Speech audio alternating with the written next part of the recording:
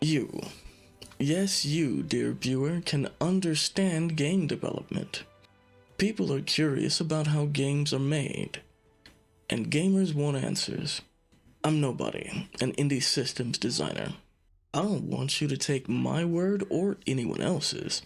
I want to show you how to get answers.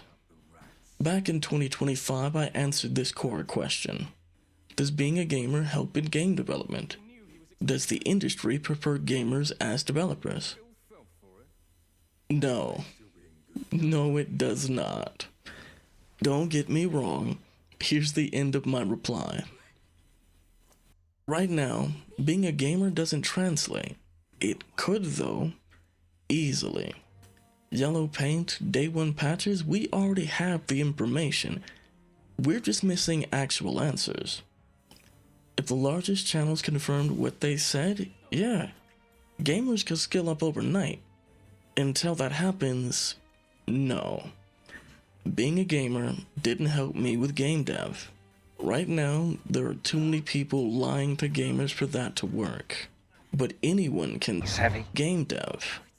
For context, here's a bit from Tim Kaine, the creator of Fallout. Been talking to developers who look at those forum posts and go, wait a minute, I'm being called stupid and lazy and greedy by someone who doesn't know how to make games, won't learn how despite all the tools, and that the barrier to entry is lower than it's ever been in the history of gaming. And then on top of that, they pirate them. And they call me stupid, lazy, and greedy. Now, this isn't all developers, and they're not talking about all gamers. He's right, you know? I picked up Unreal Engine in 2019. This is my Udemy library. Most of what you want to know can be self-taught. So let's start with some questions. What do you want to know? The basics? What do you want to see? 3D modeling? How about multiplayer? Want me to show, explain, or both? No degree needed. Udemy is an online learning site offering courses from experienced developers, running sales weekly, dropping prices to $15 or less. Try watching a few courses. They'll answer so many questions. Links to suggested courses downstairs.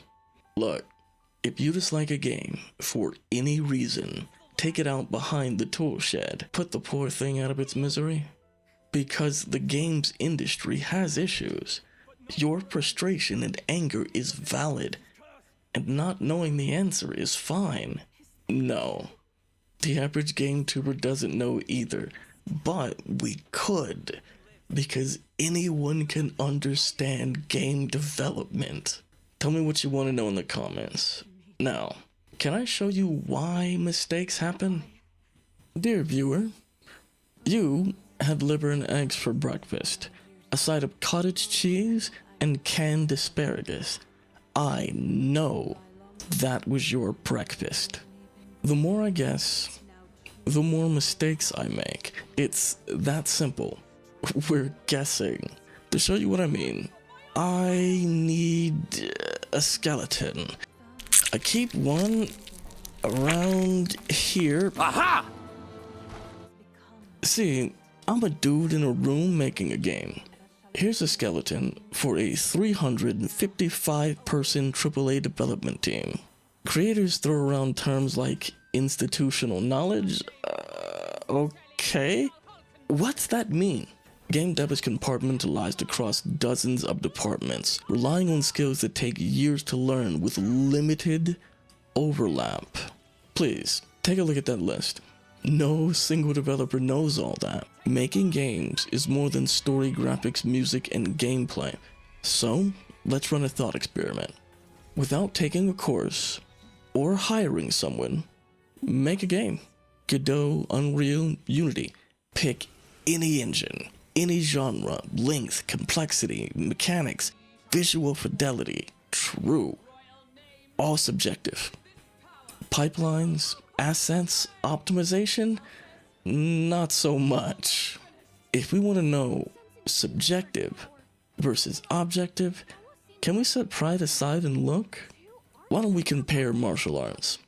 After 5 years of practice, I use a 5-pound sword plus 5 pounds on each wrist.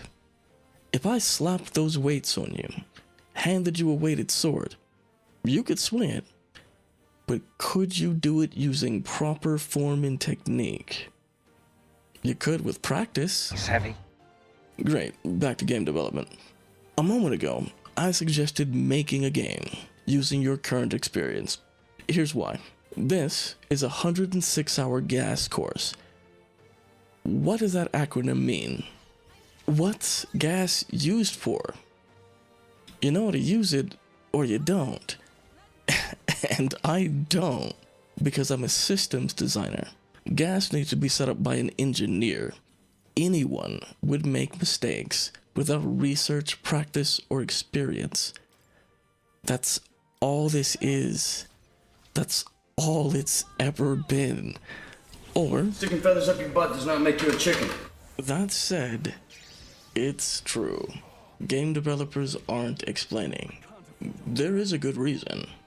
Naoki Yoshida said to Game Radar Plus, thankful and grateful for players to tell us that we should do this or we should do that. Yoshida wishes verbal abuse from players would simply stop.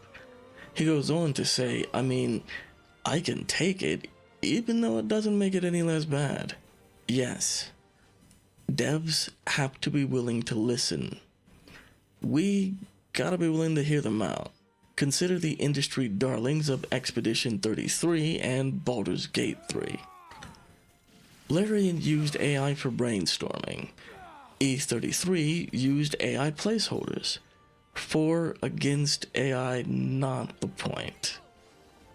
Simply leaving angry comments isn't at issue either. For example, we should point out bug-riddled games. Hinges. BG3 was a buggy game, proven by Larian's 43 updates. We let that go, but the moment we don't like an answer, we cut developers and studios in half. Imagine, Mega Studio Entertainment announces the new hotness, showing off totally awesome feature Z21B. Devs are hard at work until discovering a bottleneck. They cut totally awesome feature Z21B. The CM drops a press release explaining why they cut the feature. Massive game tubers guess or ignore the reason for a week or two as the game gets review bombed, forcing the game director to explain in detail. Then, developers start getting death threats. A 2023 GDC survey found that out of 2,300 developers, 920 report experiencing or witnessing harassment. 966 say it's a very serious issue.